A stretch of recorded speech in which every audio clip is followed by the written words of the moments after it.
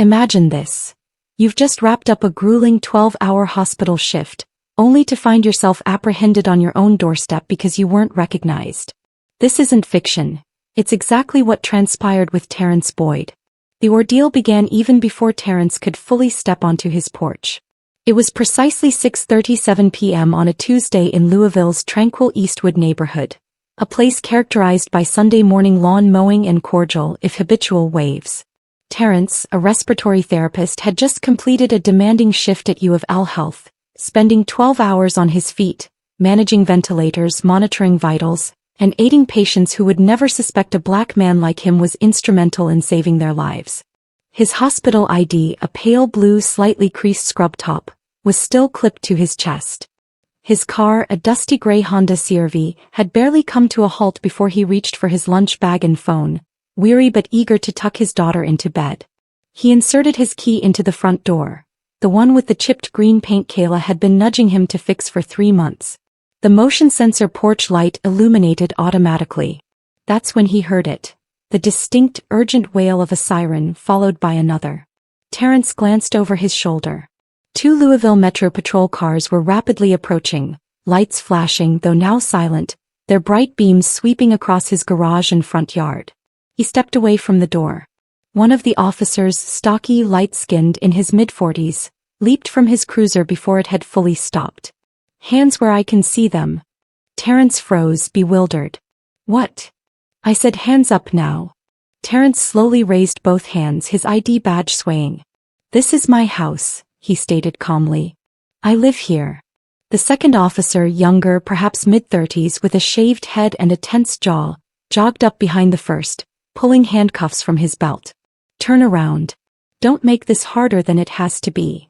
Wait, Terrence pleaded, still with his hands raised. "This is a mistake. My wife and daughter are inside. Look, my wallet's in my bag." He couldn't finish. The older officer seized his left wrist, pulled it down and twisted his arm behind his back. With a swift motion, the younger one secured the cuffs. "What's happening?" Terrence asked, still struggling to comprehend. "I work at the hospital. I just got off my shift. We got a call about a suspicious person on the porch, possible breaking and entering." "You match the description," the younger officer responded. "I am the person on the porch," Terrence said, almost chuckling. "I live here." The words landed flat. The elder officer began to roughly guide him toward the patrol car across the street. A garage door opened halfway, then paused. Someone peered out and slowly closed it again. Then headlights. A white Nissan Altima pulled up beside the house. Kayla Boyd emerged, dressed in her cardigan and leggings, her expression shifting from curiosity to panic in an instant. "What is happening?" she cried, slamming her car door. Their 2-year-old Mila was crying in the back seat. Kayla rushed to the officers. "That's my husband. What are you doing?" "Ma'am, step back." "No. He lives here. We live here." Terrence, now leaning against the police cruiser, hands cuffed behind his back, tried to turn his head.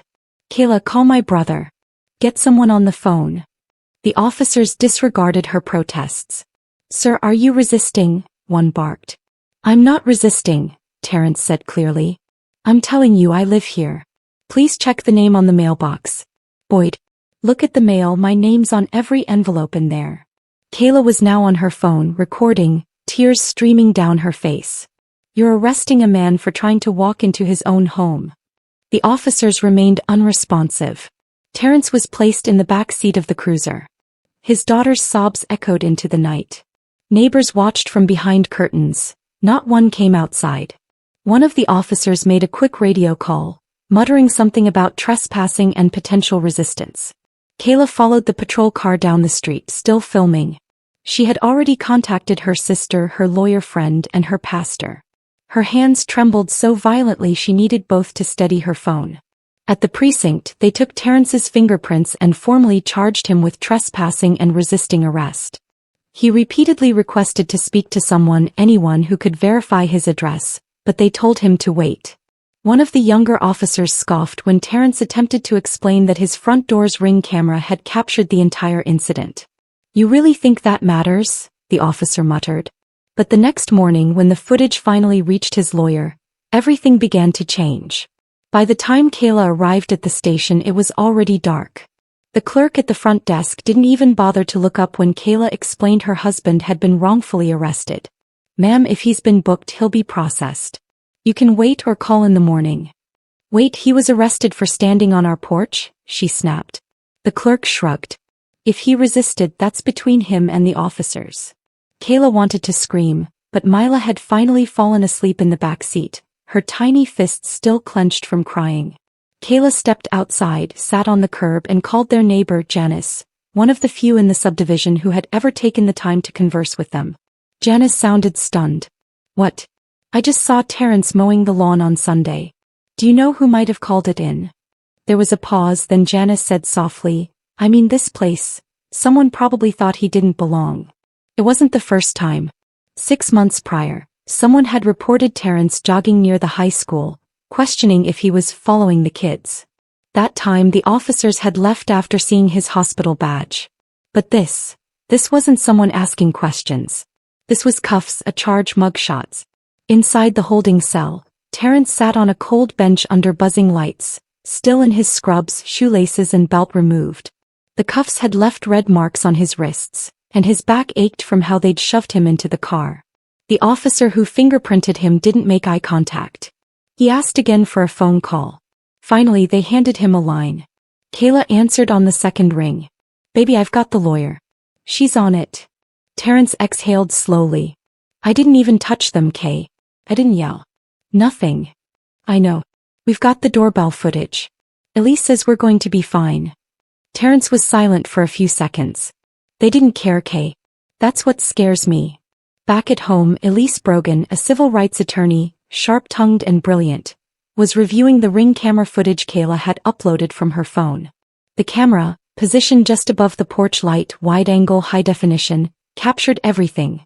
Terrence walking up with his bag, unlocking the door, the police cars pulling up aggressively, the commands, the cuffs, Kayla's arrival, the toddler crying. There was no raised voice, no resistance. Just a man coming home after a shift and a system poised to categorize him without hesitation. Elise shook her head. "We're going to court," she stated. "And I hope they're stupid enough not to drop the charges before we get there." The next day Terrence was released on bond. Still no apology, no acknowledgement of the error. At work things weren't much better. His supervisor at the hospital called that morning. "Terrence, we saw the video. You've been placed on administrative leave until further notice. Standard procedure." "But I didn't." I know. HR just has to do its thing."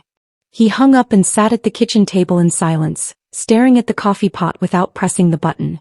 Kayla was in the living room watching Mila drag her toy elephant across the floor. She wanted to say something comforting, but everything felt too precarious. Terrence finally broke the silence. "I've done everything right, Kay. I bought this house. I pay my taxes. I wear a badge to save people. And they still cuffed me like I was nothing." "You're not nothing," she said gently. "Then why do they look at me like I didn't deserve to be there?" Kayla moved closer, placing a hand on his shoulder. "I don't know, but we're not going to let them get away with it." They spent the rest of the day contacting community leaders, pastors, and even a local reporter who had once featured Black healthcare workers during the pandemic. Within 24 hours, a small ripple began. A few tweets, a neighborhood Facebook post, a mention on the local news blog. Elise emailed the DA's office, refusing to settle or accept a dropped charge without an apology. "We're not here to quietly walk away," she informed them. "We're here to expose the rot." But the courtroom was unprepared for what that footage would reveal, or how Judge Martin Greer would react. The courtroom was unusually packed that Friday morning. Word had spread. Neighbors, off-duty hospital workers, even a few local activists had arrived early, securing spots along the back wall. Cameras were prohibited, but that didn't prevent hushed conversations, exchanged glances, a collective anticipation for something to unfold. Terrence sat quietly between Kayla and Elise at the defense table, hands folded in his lap, wearing a light blue button-up shirt. No scrubs today, no hospital ID, just a man accused of trespassing on his own property. Judge Martin Greer had a reputation. Old school, conservative, the kind of judge who spoke with clipped words and disdained interruptions, with no patience for theatrics. He'd witnessed everything from bar brawls to wire fraud. But this case wasn't about commotion. It was about a man, a porch, and perceptions. Commonwealth versus Terrence Boyd, the clerk announced. Terrence stood. Elise stood. The prosecutor, a thin, sharp-nosed man named Paul Ridgely, barely glanced up from his file. Your Honor, Ridgely began, the state believes there's probable cause to pursue the charges of criminal trespassing and resisting arrest. Mr. Boyd was found on a property, his property, Elise interjected, calm and direct. Greer raised one hand slowly. Miss Brogan let him finish. Elise gave a slight nod, then crossed her arms. Ridgely continued, at the time of the incident, responding officers received a call from a resident reporting an attempted break-in. Upon arrival, officers encountered Mr. Boyd on the front porch. He did not comply immediately with commands and, "That's not true," Terrence murmured under his breath. Elise touched his arm. "Let me handle it." Greer looked over his glasses. Miss Brogan. Your Honor, we have footage, clear, uninterrupted footage from a Ring camera installed on the front of Mr. Boyd's home.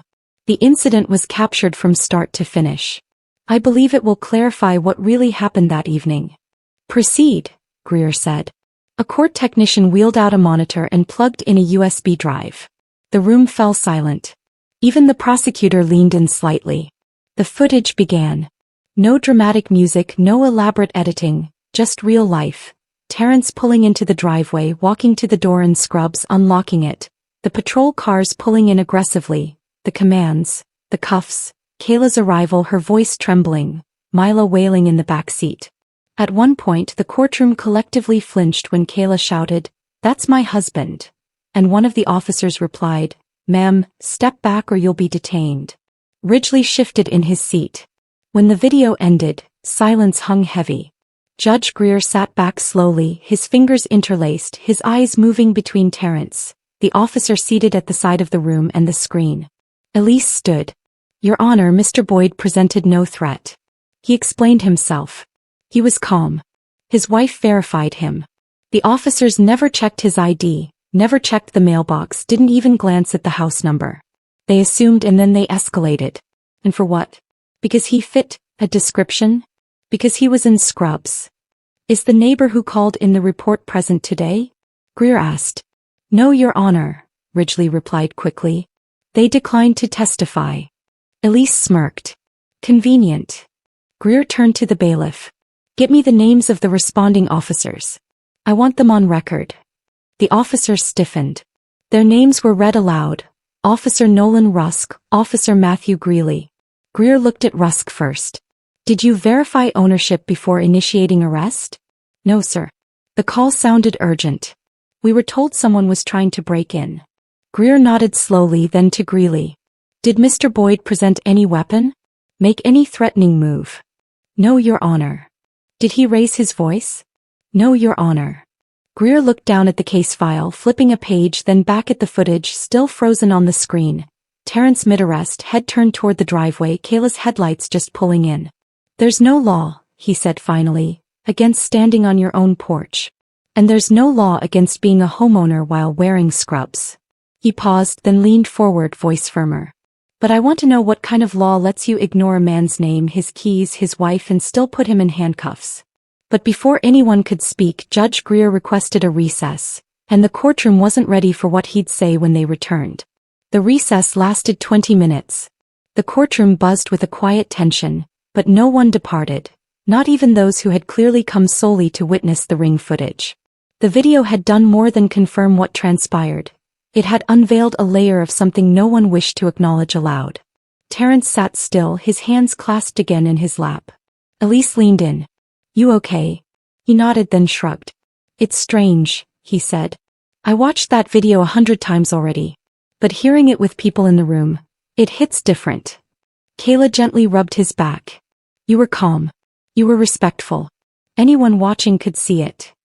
He glanced over at the officers. Neither met his gaze. Then his mind drifted back to that holding cell. Cold steel benches, harsh fluorescent lights overhead. 2 other men were in there that night. One snored. The other, an older man with thinning hair and a cut lip, simply stared at the floor as if disoriented. Terrence recalled asking a guard for a glass of water. The guard didn't answer, just kept walking. Hours later, another officer tossed him a blanket wordlessly. That moment, more than the arrest itself, lingered. It was the silence that stung. It was like being erased. Back in the courtroom, the bailiff called, "All rise." Judge Greer re-entered, his robe flowing behind him, his face inscrutable. Everyone sat as he cleared his throat. This isn't just about Mr. Boyd. It's about how effortless it was to look at a man in his own yard, with his keys in the door, and not ask a single question before placing him in cuffs. Greer paused, eyes fixed on Officer Rusk. "I've presided over this bench for 16 years. I've heard every excuse for misjudgment. But this wasn't foggy. It wasn't chaotic.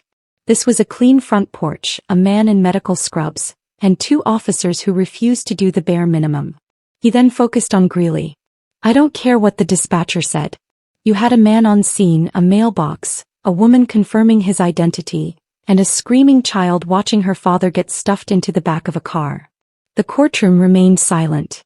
"I'm not here to make speeches," Greer continued, "but I will say this. When a mistake happens, it should be acknowledged, not buried under paperwork and vague justifications." He turned back toward Terrence, who sat in the gallery with Kayla and Elise. "Mr. Boyd, these charges are dismissed immediately and without condition. You are free to go." A collective sigh of relief swept through the room, but Greer wasn't finished. "I'm also referring this case to the Civilian Review Board.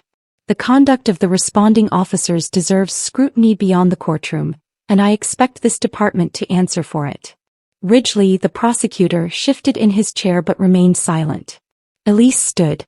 "Thank you, Your Honor. We also intend to file a motion regarding damages incurred by the arrest. Mr. Boyd lost income, was publicly humiliated, and faced harm to his professional reputation." "Noted," Greer said. "You're well within your rights." As court adjourned, Terrence looked down at his feet for a second. He didn't know whether to stand or just absorb the moment. Kayla tugged his sleeve. "Come on, let's go home." Outside the courthouse, local reporters awaited. Elise stepped forward to speak first, but Terrence took a deep breath and approached the microphones. "I just wanted to go home that day," he said. "That's it. I never yelled. I didn't fight. I was tired from work, and the next thing I know, I'm in a cage because someone didn't think I belonged." He paused. "I hope no one else has to explain themselves like that for just existing. I work in the city, I help people breathe, and I was almost crushed over nothing." Kayla stood beside him, holding his hand. Reporters posed questions. Elise took over again, reminding everyone that civil action was forthcoming. Terrence didn't utter another word. He didn't need to. That night back at home, he tucked Mila into bed. She didn't ask questions about the police or the shouting or why he hadn't been home that night. She simply wanted a bedtime story. Terrence read from the same picture book he always did, even though she knew every word by now. And for the first time in days, he slept without waking in the middle of the night, wondering if it had all truly happened. But outside that courtroom, the story was just beginning, and not everyone was ready to let it fade. Monday morning brought an unforeseen storm, not of clouds or thunder, but of emails, voicemails, and interview requests. Terrence's story had made local news Friday night. By Saturday morning, it was trending on social media. By Sunday, CNN had reached out. But none of that mattered in courtroom 2B because it wasn't about headlines. It was about a man who had nearly lost everything over a 5-minute interaction on his front porch. Elise Brogan returned to court that morning not for the dropped charges, but to file a formal motion. A declaration of misconduct against officers Rusk and Greeley. It wasn't merely symbolic. It would be officially recorded, and if the Civilian Review Board acted, it could pave the way for further disciplinary action. Judge Greer was again on the bench, flipping through papers with the same steady rhythm. Terrence sat beside Elise, dressed in a charcoal suit, no tie. His hands remained folded, but his jaw was clenched. He wasn't nervous, he was tired of holding back. "I'd like to present additional documentation," Elise said once proceedings opened. "Affidavits from neighbors who witnessed the arrest and the original 911 transcript." Greer motioned for her to continue. Elise handed over a folder. "You'll notice, Your Honor, that the neighbor who made the report, Mrs. Annabelle Dunning, stated that she didn't recognize the man on the porch and got scared. That was the full basis for the call. Not criminal behavior. Not a threat. Just unfamiliarity. She let that sink in for a second. And this, she pulled out a printed still from the ring footage, is Mr. Boyd wearing scrubs unlocking the door. Not breaking in. Not loitering. Just coming home. The silence that followed wasn't quiet. It felt loud, heavy. Even the court reporter's typing slowed. Greer flipped the page. And the resisting arrest charge? Dropped, Elise replied. Body cam footage confirms there was no resistance. Mr. Boyd was calm, cooperative, and repeatedly stated his address. The officers simply didn't listen. Greer didn't nod, didn't blink, just said, I see. Elise closed the folder. We're asking this court to forward the misconduct declaration to both the Louisville Metro Police Department and the city's Civilian Review Board, as well as include it in public record. Greer turned to Ridgely, the prosecutor. Does the state object? Ridgely cleared his throat. No objection, Your Honor. He wasn't foolish, not with the entire courtroom watching. Greer tapped his pen once, twice, then said, So ordered. He looked up at Terrence. Mr. Boyd, I know a lot of people have reached out to you. Press officials, maybe politicians. You don't owe anyone anything, but you've handled yourself with grace. This court thanks you for your patience. I wish more people understood what restraint actually looks like. Terrence stood. Thank you, Your Honor. He turned to leave, but Greer stopped him. Just one more thing. Terrence turned back, surprised. You still working at the hospital? Terrence hesitated. I've been on leave since the arrest. Greer raised his eyebrows. That's unfortunate. Maybe they'll watch this footage too. Outside the courtroom, Elise held a brief and direct press briefing. Our client was humiliated, targeted, and arrested on his own porch. Today's motion ensures the officers responsible will be investigated and that this isn't swept under the rug. Reporters tried to press for more. Does Mr. Boyd plan to sue? Will there be charges filed against the officers? What does this say about law enforcement training? But Elise waved them off. You'll have our official statement soon. Terrence didn't say a word to the cameras that day. Later, as they walked through the courthouse parking lot, he stopped suddenly. You think any of this changes anything? He asked Elise. She looked at him carefully. Not everything. But maybe something. He nodded slowly, then looked across the street where Kayla waited with Mila, waving from inside the car. I just want to go back to normal, he murmured. Normal, Elise said. That's the word, huh? He smiled faintly. Yeah. Normal sounds good right now. But what awaited him online would prove that normal might not be returning anytime soon. By Tuesday morning, Terrence's name was ubiquitous. A local news clip from the courtroom had been picked up by a popular TikTok page, then Reddit got hold of it, then Instagram. In under 48 hours, Terrence Boyd transformed from a respiratory therapist in Eastwood to a national conversation. But not all of it felt supportive. The ring footage was now public. Elise had released it with Terrence's consent.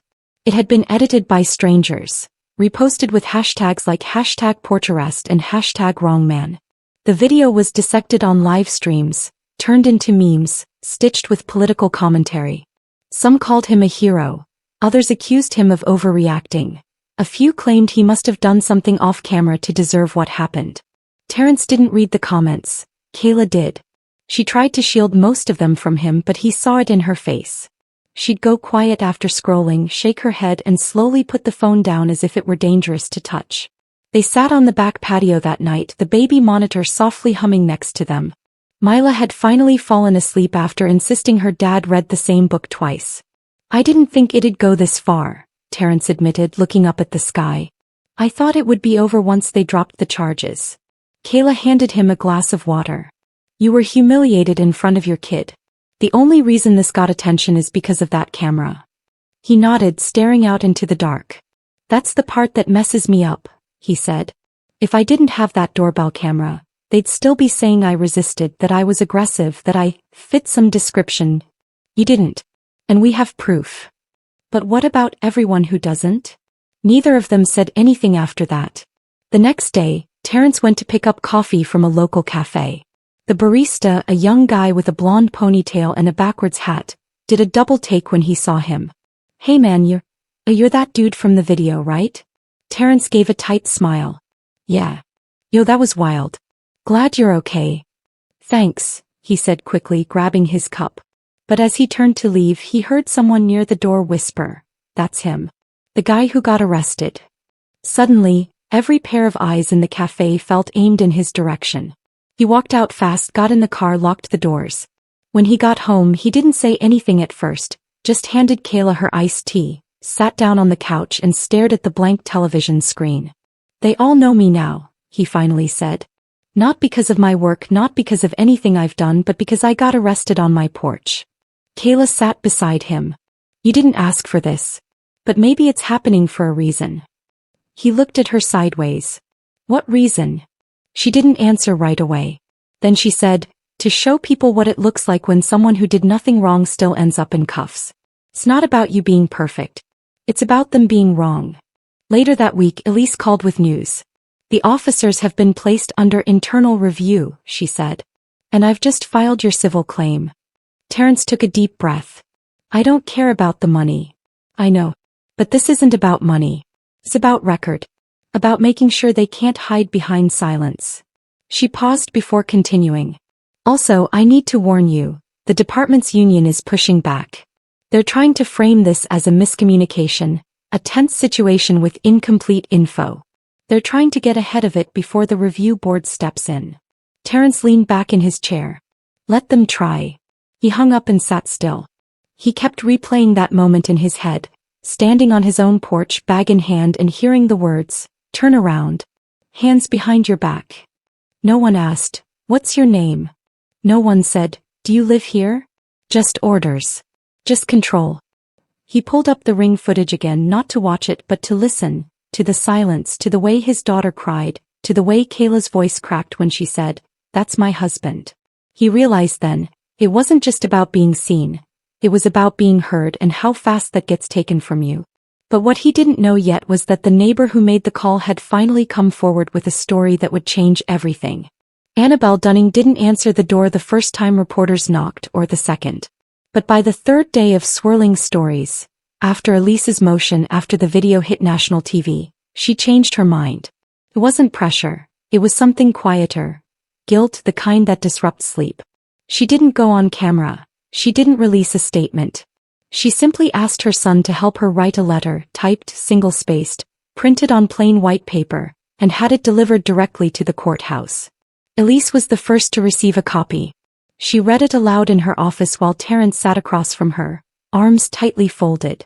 "To whom it may concern," the letter began. "I'm the neighbor who made the 911 call on the evening of March 12th. I've lived across the street from the Boyds for almost 7 years. I knew who Terrence was. I knew his name. I knew what car he drove." Terrence's eyes narrowed. "I did not call because I thought he was a stranger. I called because I was angry. 2 weeks earlier, my son had been cited for reckless driving, and Terrence was the one who gave police a witness statement. I didn't think much of it at the time, but the more I thought about it, the more bitter I became. When I saw him on the porch that evening, I knew exactly who he was. I just didn't care." The room fell silent after Elise stopped reading. Terrence sat back, stunned. "So she lied," he said flatly. "She lied to the dispatcher." "She didn't even lie well," Elise said, closing the folder. "She just wanted to cause trouble." Kayla stood in the doorway. "She knew our daughter was in that house." Elise nodded. "And now she's admitted it. That letter changes things." It did more than that.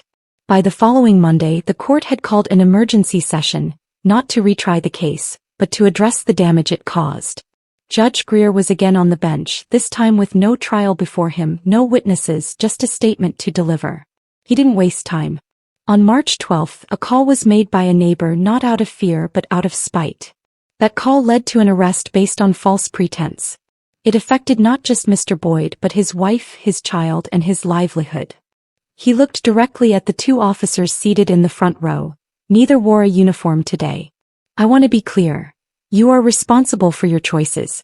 That woman may have misled you, but you failed to verify. You failed to ask. You failed to pause long enough to realize the man on that porch didn't match the crime you imagined."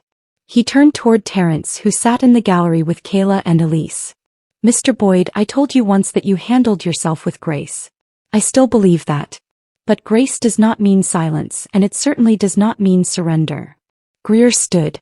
I am forwarding this court's findings and the neighbor's written statement to the Civilian Review Board, the City Ethics Commission and the State Bar. I am also requesting that the Department of Justice open a review of local arrest procedures. This cannot happen again. There was no applause, no outburst, just stillness. Greer stepped down from the bench, walked over to Terrence and did something no one in the room expected. He held out his hand. Terrence looked at it for a beat, then shook it. I don't have the power to make it right, Greer said, but I can make sure it's seen. Outside, news vans were lined up across the street. Reporters shouted questions as Terrence stepped out of the courthouse. What do you think of the judge's statement? Do you feel justice was served? Will you press charges against the neighbor? Terrence raised his hand. I didn't ask for this attention. I didn't want to be a headline. But since I'm here, I'll say this. I don't care what neighborhood you live in. Everyone deserves the right to come home without being treated like a stranger. He took a breath. And if one neighbor's bitterness can cause this much harm, imagine what accountability can do. But that wasn't the end, because what happened next reached far beyond the courtroom, shaking the very department that claimed it was all just a misunderstanding. Within a week of Judge Greer's statement, something fractured within the Louisville Metro Police Department. Something they could no longer conceal. The public had questions, but more importantly they had proof. Emails flooded the Civilian Review Board's inbox, hundreds of them, some from local residents, others from people across the country who had watched the video and read Annabelle Dunning's letter. A petition demanding disciplinary action against officers Rusk and Greeley garnered over 60,000 signatures in just 3 days. And then the audio from the initial 911 call leaked. It wasn't even a full minute long, but it was enough. There's a man on my neighbor's porch. I think he's breaking in. Can you describe him? He's black. I don't recognize him. There was no mention of danger, no claim of forced entry, just a voice, calm and deliberate, placing a target on Terrence's back. When the audio aired on a local radio station, Elise played it for Terrence and Kayla in their living room. They didn't say much, they didn't have to. The words spoke for themselves. She said she didn't recognize me, Terrence muttered. She's seen me pull into that driveway for years. Kayla just shook her head, arms crossed. She recognized you. She just didn't care. By then, news vans had become a fixture in the neighborhood, always one parked at the edge of the street, waiting to see if Terrence would speak again. He didn't, not yet. Instead, he met with Elise twice a week, meticulously reviewing the details of their civil suit. They weren't just suing the department. They were naming the officers, the city, and after long deliberation, Annabelle Dunning. This isn't just about money, Elise reminded him. It's about setting a precedent, holding people accountable in a way that shows this isn't acceptable anymore. Not in silence. Not behind fences. Terrence agreed, but not without hesitation. We're still going to live here. I've got to see her windows every day. You won't have to, Kayla said one evening. I've been looking at listings. He looked at her, surprised. You want to move? I want peace, she replied. And I don't think we're going to get it here. Meanwhile, Officer Rusk had hired a private PR firm. An anonymous statement was released on his behalf, blaming poor communication and limited context for the arrest. It didn't help. If anything, it exacerbated the situation. The public wasn't interested in vague apologies. Officer Greeley, on the other hand, remained silent. No statements, no lawyer interviews, just absence.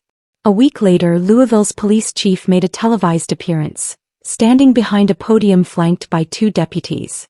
We have launched an internal affairs investigation regarding the arrest of Mr. Boyd. We are also cooperating with the state review team and the Civilian Review Board.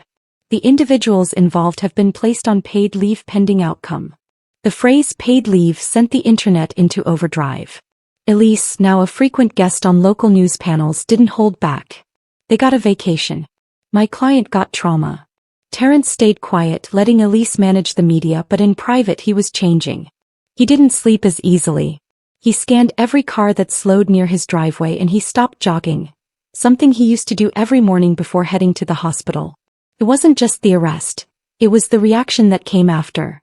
The idea that some people didn't care or worse, defended it. One night as he sat on the back porch with Kayla, she asked, "Do you regret putting the video out?" He thought about it for a long time. "No," he said. "But I hate that it had to be me." Kayla reached for his hand. Maybe it had to be somebody. Terrence looked up at the stars. Yeah, he said. But somebody with a camera shouldn't be the only way to be believed. But just as the dust began to settle, a knock at their door would bring a visitor with an unexpected connection and a detail that had never made the news. It was a Thursday afternoon when the knock came, soft, almost hesitant. Terrence was in the garage sorting through boxes. Kayla opened the door, expecting a reporter or perhaps another neighbor with an awkward comment. But the woman on the porch was unfamiliar. Mid-50s, maybe early 60s, neatly dressed in a navy blouse, holding her purse with both hands as if unsure whether to stay or return to her car. "Can I help you?" Kayla asked. The woman cleared her throat. I'm Miriam. Miriam Dunning. Annabelle's sister." Kayla blinked. "She asked me to come," Miriam added. "She's not well. She's been shaken up by all this and she doesn't want to face anyone directly." Terrence walked up behind his wife just in time to hear the last sentence. "Shaken up?" he asked, voice low. Miriam stepped back slightly. "She didn't send me to defend her. Look, I told her what she did was reckless, spiteful even. I know she regrets it. But that doesn't change what happened." Kayla crossed her arms. "Why are you here?" Miriam looked from one face to the other. "Is there something you should know? And it's not public." Terrence stepped outside, closing the door behind him. "Talk," he said. Miriam exhaled. "Annabelle didn't just call the cops out of spite. She called them because she thought it would get attention. She figured if something went wrong she could step in and look like a concerned neighbor. She wanted sympathy. She didn't mean for it to go that far. But when she saw the footage when the charges were filed, she panicked. That's why she wrote the letter." Terrence stared at her. "She thought putting me in danger would somehow help her? She's not in her right mind. I don't mean she's legally unfit or anything, but she's been off for a while. Angry. Bitter. Lonely. She watched me get dragged away in front of my family," Terrence said, then kept her mouth shut until the video forced her to speak. "I know," Miriam replied. "And I'm not asking for forgiveness. I just thought you should know what kind of person you're dealing with." He nodded once. "How I do." Miriam turned to go but paused. If she had said something sooner, would it have changed anything? Terrence didn't answer. He went back inside, closed the door and leaned against it for a long moment. Kayla stood in the kitchen watching him carefully. "You okay?" "I don't know," he said. "I thought I'd be angry, but mostly I just feel tired." That night, Elise called with an update. The city's offering a settlement. Quiet payout. No admission of wrongdoing. They want this off the books before the national press digs deeper. Terrence sat at the table looking out the window. "How much?" $600,000. Half up front, half over 2 years. But there's a gag order. No more interviews. No civil suit. No public comment. He was quiet for a moment. "If I take it, I'm done pretty much. And if I don't, we fight publicly. Could take years. Might end in nothing. Or it might force policy changes, investigations. But it won't be quiet." He looked over at Kayla. "What do you think?" She didn't answer right away. "I think if we stay quiet, they win." The next morning, Elise returned the city's offer with a counter. No gag order, full payout and a written apology from the department signed by the chief. 2 days later, the city declined. The lawsuit was filed that evening. And that's when the emails started pouring in again. Not from strangers but from others who had experienced something similar. Black men who had been stopped outside their homes, women pulled over in their own neighborhoods, teens mistaken for threats. Most never made it past the complaint form. Some were still dealing with the fallout years later. Terrence read every single one. He didn't respond, but he saved them all. "I used to think I was the exception," he told Kayla one night, scrolling through the messages. "Like if I was calm enough, polite enough, educated enough, it wouldn't happen to me." She sat beside him. "But it did." He nodded. "So I'm not the exception. I'm just one more."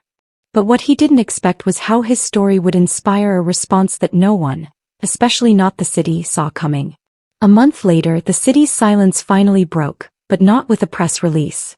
It came through policy buried inside a Thursday evening agenda. The Louisville Metro Council introduced a proposal titled the Boyd Amendment. The bill would require all responding officers to confirm property ownership before making a trespassing arrest unless there was a visible threat or forced entry. It also proposed that all arrests made following anonymous neighborhood calls must be reviewed by a supervisor before charges are formally filed.